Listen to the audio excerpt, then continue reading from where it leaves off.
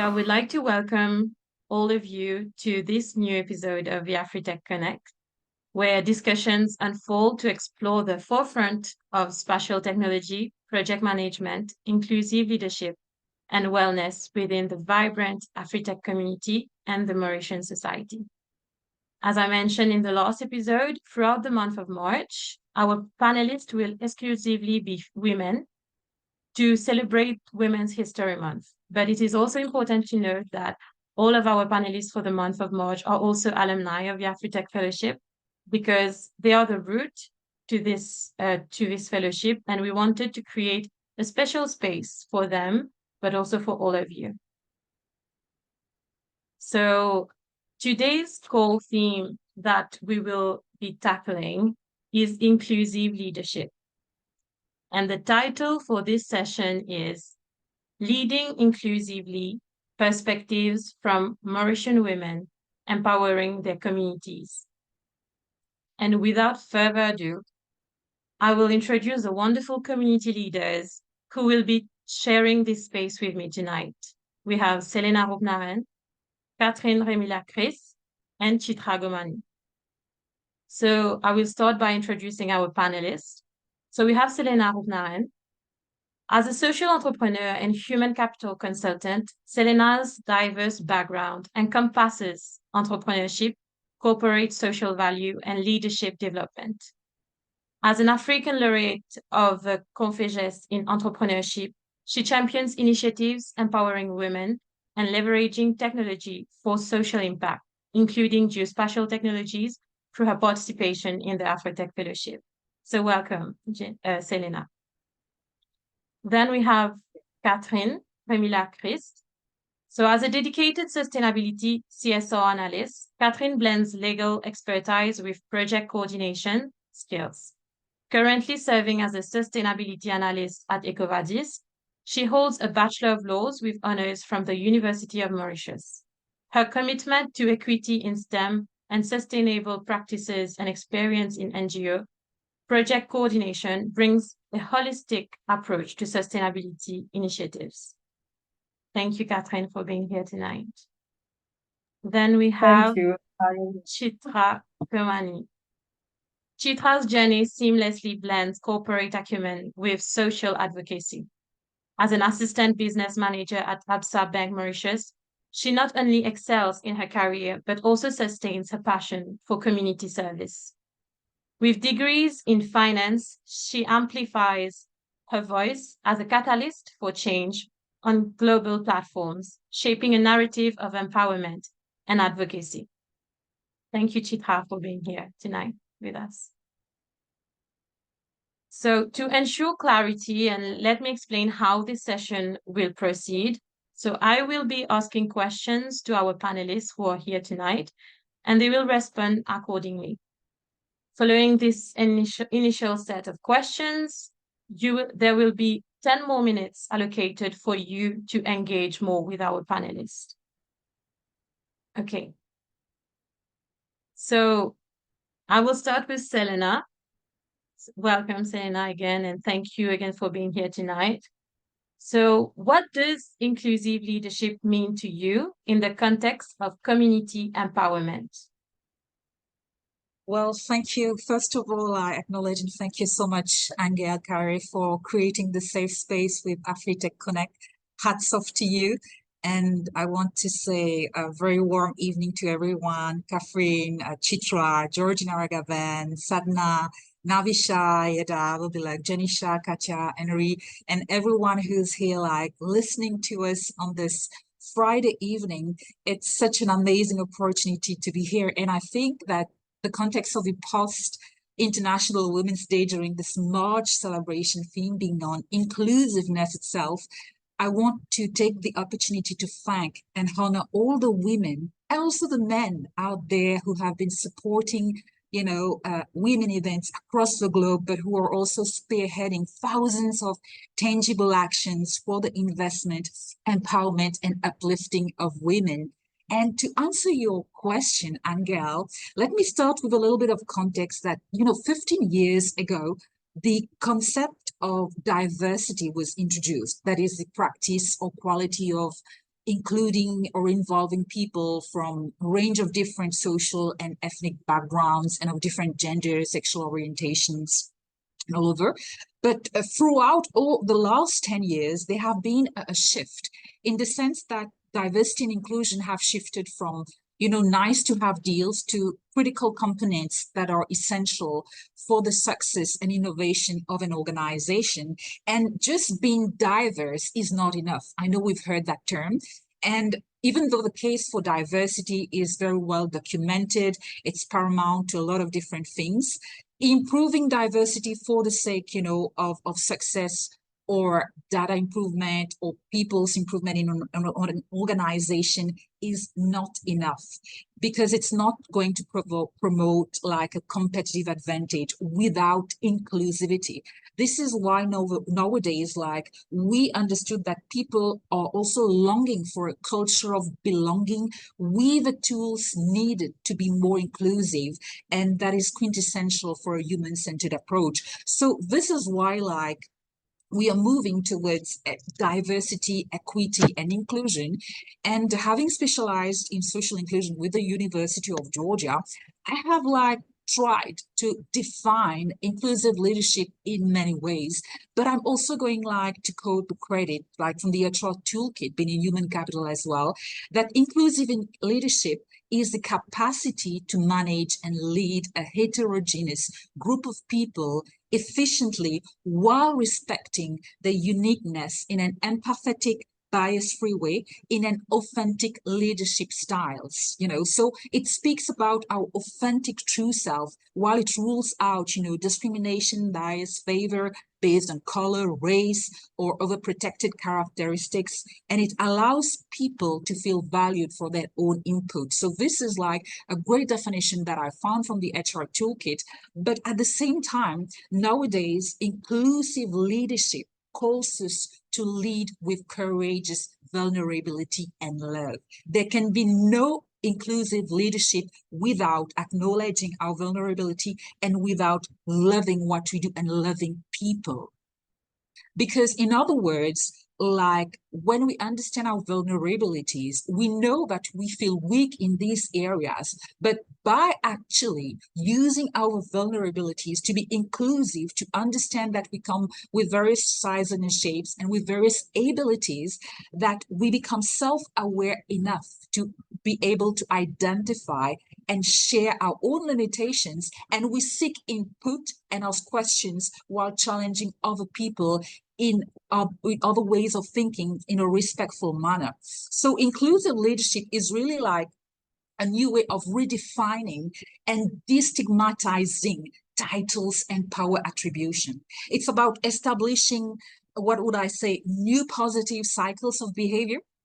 And in community project engagement, it improves organizational performance. There is also more economic freedom at all gender spheres, where inclusion is applied to a more organizational culture. And inclusive vulnerabilities do not make us just weak, no, they make us human. And it helps us to break, that chain where people are limited to certain beliefs.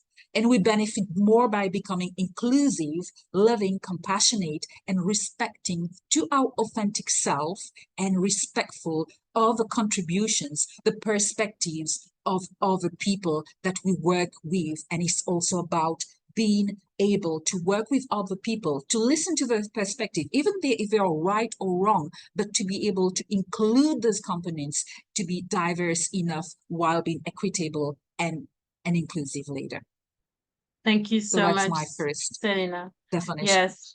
And I think, like you said, we aim to empower the community, and it's something that's very difficult at some point. And us, if we want to be considered as inclusive leader, we need to work towards this. And as you said, accept it and work toward maybe fostering this environment. It doesn't happen on its own. And I'm sure that we need to foster this environment. And that's where we are going with the second question of the night, where we are going to talk with Cathrine. Can you maybe share an impactful project or initiative where you've been involved in fostering inclusivity and empowerment within your community, Cathrine? Thank you, Anne-Gaëlle. So good evening, everyone. My name is Cathrine, and I'm thrilled to share with you today how impactful projects and initiatives have shaped my journey in fostering inclusivity and empowerment within our community. So let's start with a journey from 2013 to 2020. I had the privilege of being involved in Remillah Music School, an association founded by my parents. This initiative aimed to provide free guitar lessons to children in the region of Aqua Phoenix, irrespective of financial background. It was a testament to the power of inclusivity, where music became a vehicle of empowerment, breaking down barriers and nurturing talent regardless of age, gender, and socioeconomic status. Music indeed has a unique ability to transcend boundaries and unite people from all walks of life. Through the Remillah Music School, we witnessed firsthand how access to music, education, would transform lives and empower individuals to pursue their passions. By offering free courses, we ensure that no children were left behind, creating a more inclusive and equitable community where talent could flourish. In addition to my involvement in music education, I had also the opportunity to participate in the AfriTech Fellowship. This experience was a game changer, as it equipped me with the skills and knowledge to leverage technology for social impact. I am still working on my project and on how to create an impact using what I learned from the AfriTech Fellowship. So that was short, but that's all for my part. Thank you for allowing me to share my journey with you. That's all. Thank you. Thank you so much, Catherine. And you're saying that it's short, but it's very powerful. And I said very impactful, because you don't realize how much of an impact it had on each of those children who you gave like at least 1 minute of your time to share music. And art is a part of everybody's life, and trying to share inclusivity and empowerment for your community through art, which is music here, is very impactful. So thank you so much for sharing this with us. So Chitra, how do cultural and societal norms influence your approach to leadership and community empowerment? Thank you, Anne-Gaëlle, and good evening to everyone. It's a pleasure to be here today, and it's actually a great way for me to spend my Friday evening, I'll be honest. To answer this question about how cultural and social norm influenced my approach to leadership, I would like to just say a bit about all the women present here. I'm sure that they, at some point in their life, must have faced some struggle to be the person that they are today. They must have heard a few, stereotyping lines around, oh, you should be getting married at this age, or do you sure you want to go out so late at night, or sometimes even going to saying that your place is in the kitchen. Well, it's very sad, but I have to share that for me, it was also the case. Growing up, I grew up in a family of three, so we were 3 daughters and 1 brother. And I grew up in a village with a very, Hindu context and Mauritian family. So there was a lot of struggles that I had to go through to be the person that I am today. But I would only say that these have only positively influenced my life, because had I not had these struggles, I wouldn't have been so pushed and so motivated to be the person that I am today. As I reflect upon that journey, I still remember when I was trying to do things in life, and I was still trying to find out which path would I go through, the things that I would do. My father would tell me, do not worry much about getting too much qualifications or trying to get a too fancy job, because, you have to take care of the family. And that was something that always triggered me. And that was something that, I wanted to change. I wanted to change that belief in my home, first of all. Secondly, in my village. And I wanted to connect with so many women who felt the same way. It's important for us to talk about this, because the more we stay silent about these issues, the more it keeps growing. So when I came across these sentences and phrases, I initially did not say anything about it, but just reflect about why someone would think that way. And it just came to me that it's been generations and generations of men just doing their things without even considering that women needs to be included. But I'm very happy to say that this is changing now. Today we see really a lot of women on numerous platforms, and I'm just so proud to see that happen. So I would like to just share a little anecdote about a person who really helped me in my journey. So I joined the bank at the age of 19. I was at Absa Bank, and I was still, trying to get used to the way of life and how to cope with having a very restrictive family and a new job, etc.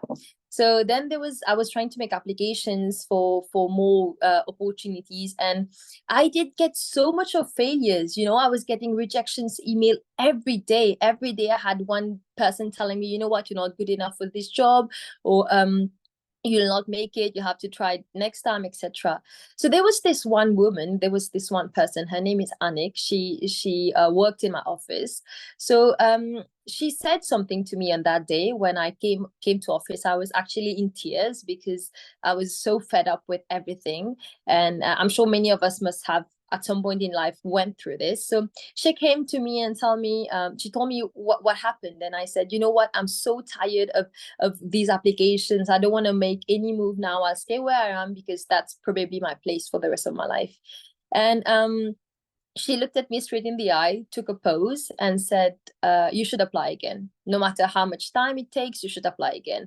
And I was like, why? I'm not getting anything. And she just said, when you do something for yourself, you have nothing to lose and everything to gain, right? If I apply for the job, or I just, I see something and I just say, okay, let me try for it, I'm actually not losing anything, because if I didn't apply, my life would still be going on the same way. And if I get rejected, it would still be the same, right?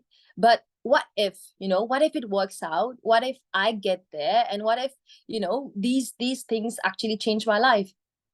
So that was what she said to me. And this really stayed with me for the rest of my life. Like, if you never try, you never know. So that was a very powerful point in my life when she said that woman told me that sentence. And I would tend to say that she really influenced the way of how I lead in my community. And I just hope that this message was able to help you as well. Thank you, Anne-Gaëlle. Thank you so much, Chitra, and lucky you, but also lucky us that Annick was here and you're part of that day, because you went on and accomplished so many, not just for you, but for so much of us. So thank you so much. And I think, like you said, everybody on this call, I'm sure, had felt this at some point. And I think that's how important representation and mentors are important, because sometimes we think that mentors are only people that are linked to us academically or people that we know very well. But sometimes it might just be a person that you meet. Like for you at that point in your life, it was Annick. And I think it's very important for us and for girls growing up now and seeing that this is happening around them is very impactful, because then they go on and see that, okay, so if they can do it, then I am not supposed to just stay here and cook in the kitchen. I mean, if that's something we want to do, you can do it. But you should not let society impose any weird norms on yourself. And I think that's really impactful what you said. And on that note, I would also like to know from our three speakers tonight, exactly what advice would you offer to other women or girls seeking to make a positive impact within their communities? And maybe Selena, if you want to start. Thank you. I was listening to what Cathrine and Chitra shared, and I want to say that, just like, I think it's Arthur Kate Hodges who once said, behind every great woman is another great woman. And we need to acknowledge that or, and to understand that women, we are the change we've been waiting for as well. So I've been serving with platforms like Sarepta, Lefefa, AfriTech Women Empowerment, the Mauritius Time Banking as well. And one thing that I see that is important, that creates a positive impact, is, especially since we're speaking about inclusive leadership, is to understand that we must go beyond traditional norms that perhaps we may have learned in the past, to actively seek, value, and incorporate the insights and contributions of all team members. There's no man an island, there's no woman is an island. You know, there are support systems, there are mentors that we should not be afraid to go to. You know, even just like sometimes listening to one advice can help us pivot to 360 degrees, whether in our careers, whether in a project, whether, you know, in a startup, whether in a business. And we need to be able to be open enough and intentional. Why intentional? Because if we want to make a positive and inclusive impact, intentional development comes with cultural intelligence. And we as women, we need to develop our cultural intelligence.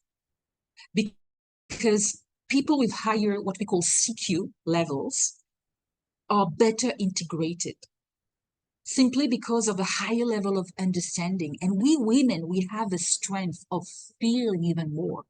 You know, we are more conscious we are more conscious and aware of our emotions. It's a physical, but it's also a spiritual experience.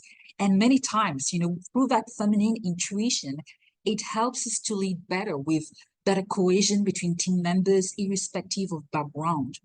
But I also want to share, like, there was a study that was conducted by Deloitte, and that has been speaking about some of the top strengths inclusive leaders can have as women, especially.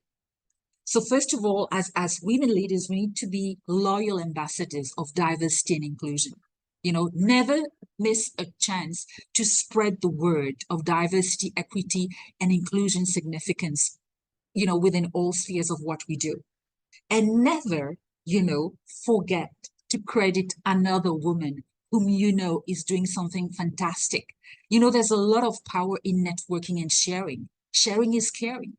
You know, even that you feel that that woman is vulnerable, but if she has a strength, she has a talent, she's really good at doing something, embrace it.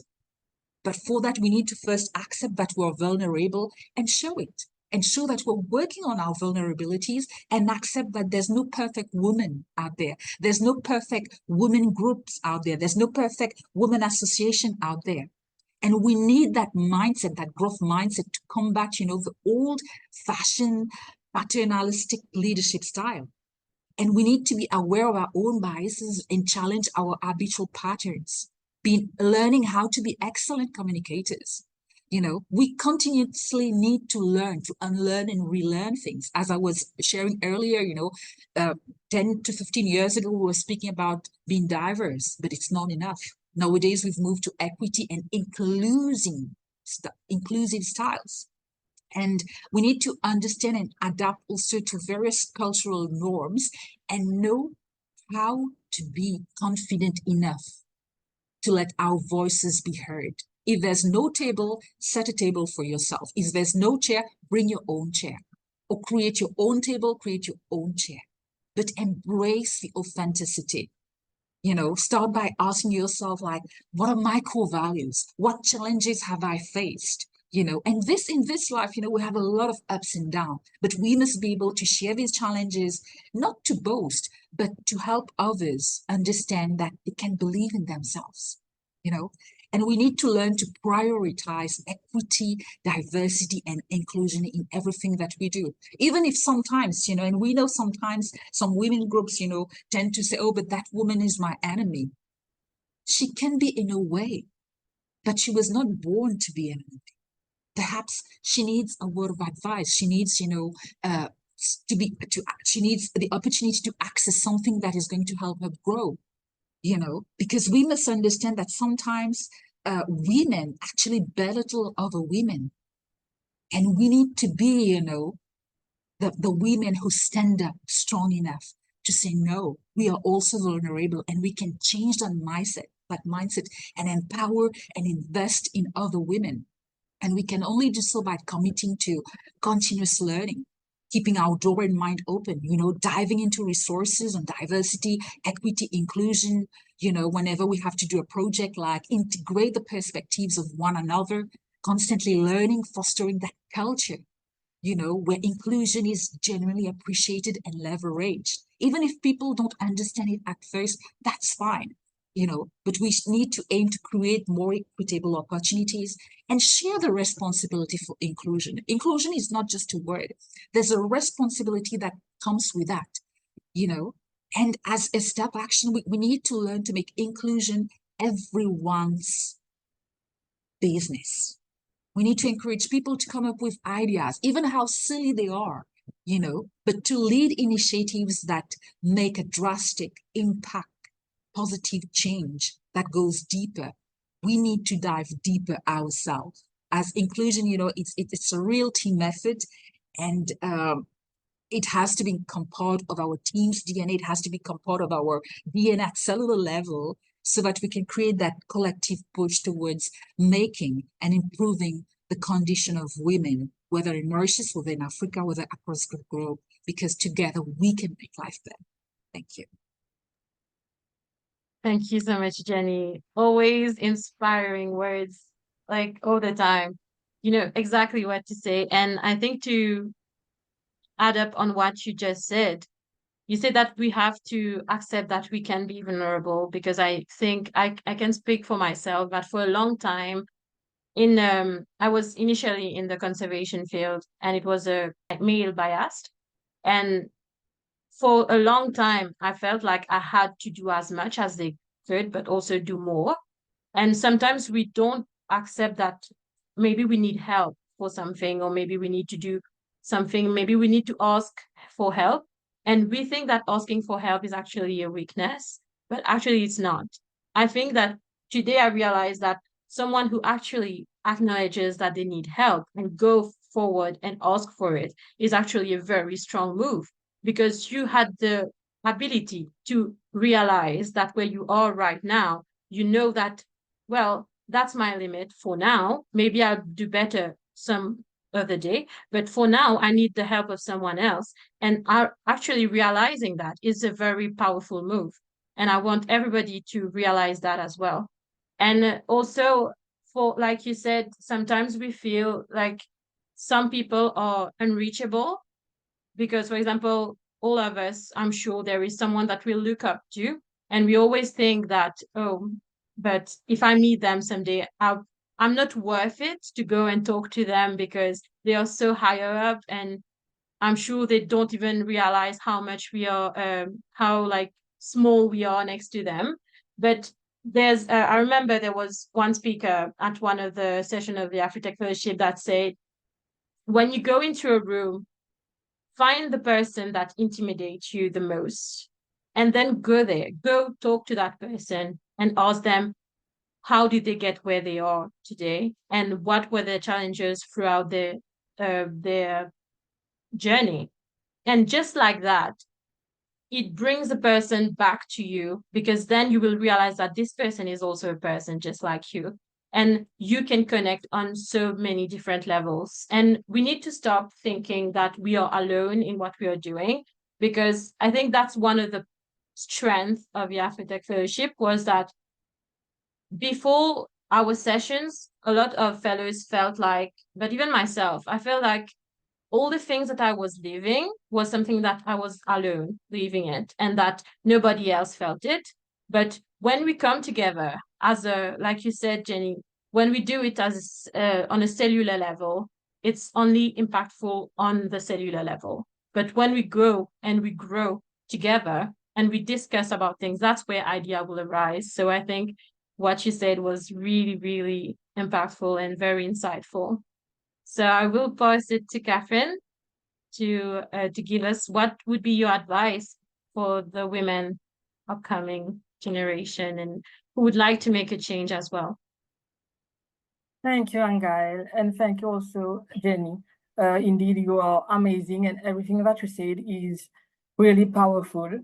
I will just add by saying if you want to make a difference, then you find your soul, find your voice, and also speak the truth and embrace the power within you. You can ask for help, as you said, Anne-Gaëlle, and also together, our collective strength can ignite powerful change. So that's all for me. Thank you, Anne-Gaëlle. Thank you, Catherine. Yeah, I think community is everything. And I'm so grateful for the AfriTech community, but also the community that we are about to create with AfriTech Connect, because I think that's where change can actually happen, because we are together in this whole world, because we're living in the same world at the end of the day. So if we think that we can only bring a change for one part of the population or one part of the world, it's very difficult. So we need to come together and work together. So Chitra, what do you have to add on this? Thank you, Anne-Gaëlle. Indeed, these were very powerful words by Selena and Cathrine. I would just like to say that something that I've noticed in the corporate world is that now it's more like a thing for women to be in the forefront. So a lot of companies and institutions are giving opportunities for women to join the companies, and they want to really show that the workforce is more dominated by women than men. But I would like to say that one advice I would like to give is to be patient. I've read somewhere that women can go, like, we are all running very fast, we're running very fast. We're trying to go, we're trying to reach the top positions as quickly as possible.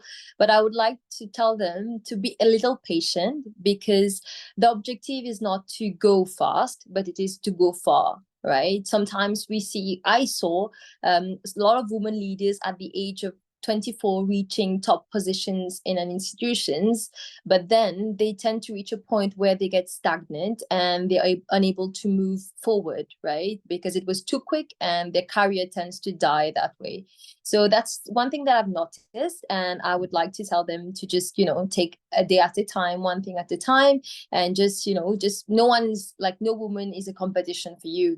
We all have our seat at the table. It's not like we have to fight for it. We can bring our own chair, we can create our own tables, like Selena rightly said, but no woman is your enemy, or we have to fight with each other. So that's one thing I wanted to share. Thank you.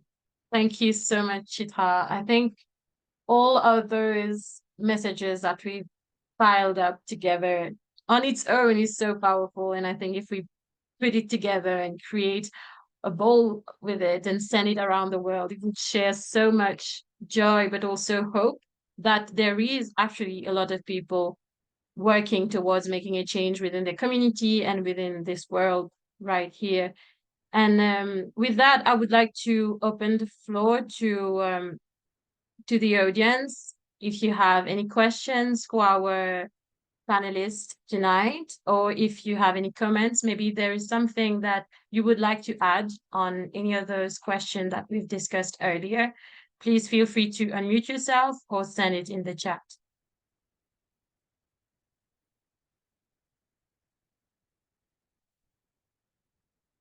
So we have a message from Katya in the chat, who is saying that she had to leave, unfortunately.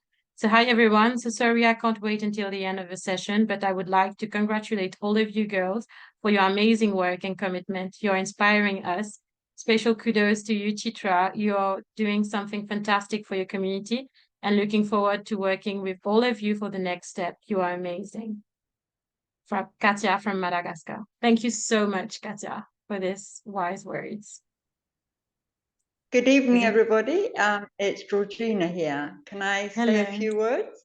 Yes, of course. Go ahead. Thank you. Again, I would like to reinforce that message of congratulations to all of you for putting this together. And we joined in knowing Selena, and she mentioned Time Banking Association, which is a group of women who come together to share their time to help empower other women. And what I wanted to just to mention is how although we want to get our seat at the table and all of that is fantastic, is not to forget to support each other in that process. And I hear the messages that were being passed by the ladies on the panel today. Let's keep it all, it's all collaboration, not competition as women, to get our seat at the table. Please remember that, and leave behind the PhD syndrome of pulling her down because she might get in front of me and not me in front of her. So that's my 2 pence worth there, my humble opinion, that let's stand side by side to reach the table and get there, instead of trying to pull each other back because we want to get there first.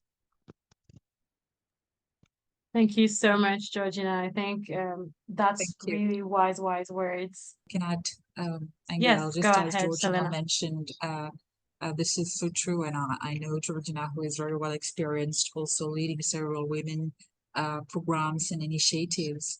And it's true that that thing she mentioned, PhD, but at the end of the day, you know, we as women, you know, we need to set that examples. We need to set that modeling.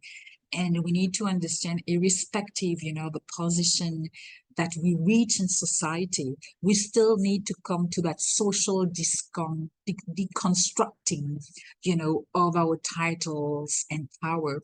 Because what happens, there's a weakness, you know, that happens with a lot of women. It's that, well, once I've reached that corporate position, once I've reached that title, you know, I have accomplished everything. I'm now a fulfilled woman.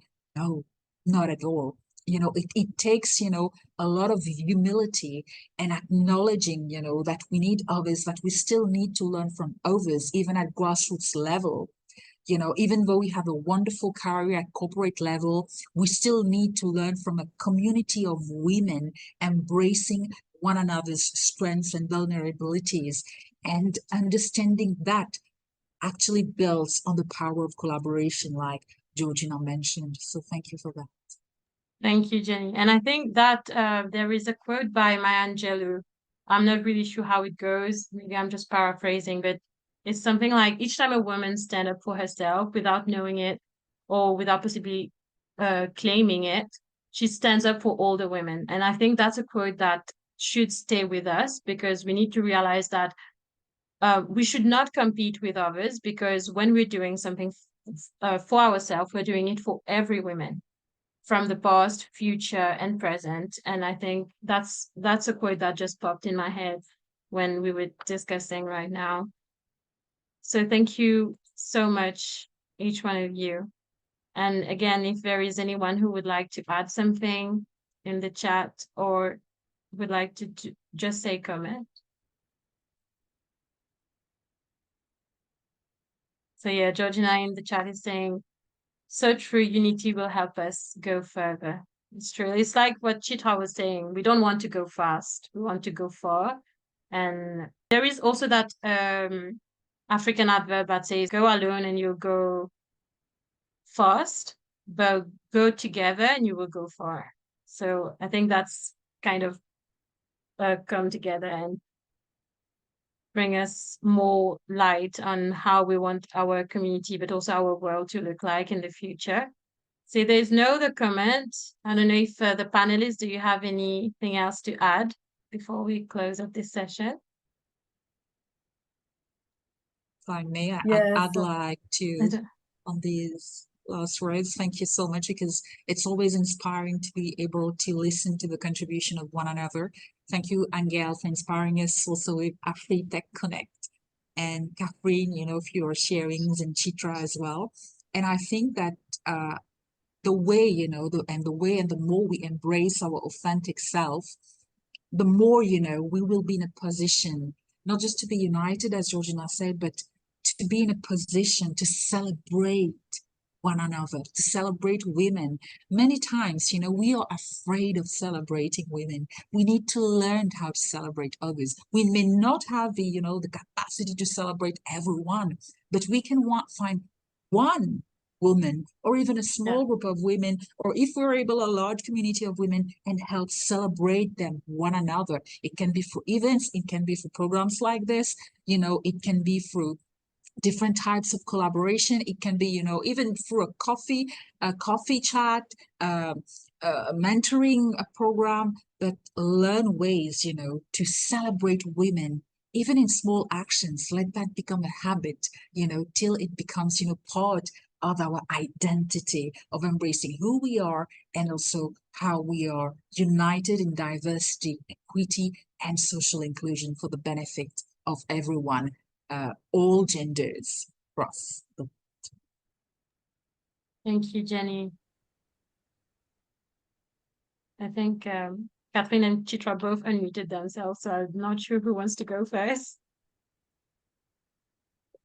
I'll be quick. I just wanted to say thank you for everyone who came today to listen to us. I myself come from a very humble background, and then it's inspiring to see you all and hear your stories. I would like to just end with a quote which says that it's women like you, all Georgina, Selena, Cathrine, Anne-Gaëlle, Sadna, Kishna, and I think Henri is not a woman, but it's thanks to women like you that women like me make it in life, and you just pave the way for us, and for that I'm very grateful. So that would be all on my side. Thank you for today. Thank you, Anne-Gaëlle. Thank you so much. Thank you so much, Chitra. So thank you. Just to add, yes, Anne-Gaëlle, I would like to thank you for this session. It was very insightful, and your presence and guidance set a perfect tone for this event. Thank you, everyone, for being here today, and also for thank you, Chitra and Selena. Thank you, Cathrine. And yes, thank you to all of you. You were very inspiring. I'm very grateful to have you in my community and to have all of you on this call tonight in our community now. So I would like to thank you for joining us on this episode of the AfriTech Fellowship Connect. And we hope today's discussion on inclusive leadership has inspired you. If you missed the last episode, I'll invite you to watch it on our YouTube channel. It's already out, so it's out on our YouTube channel called AfriTech Fellowship. And if you would like to watch and all of the other sessions, I would ask you to stay tuned for more empowering conversations. And until next time, keep innovating and embracing the spirit of exploration. Thank you. Bye-bye.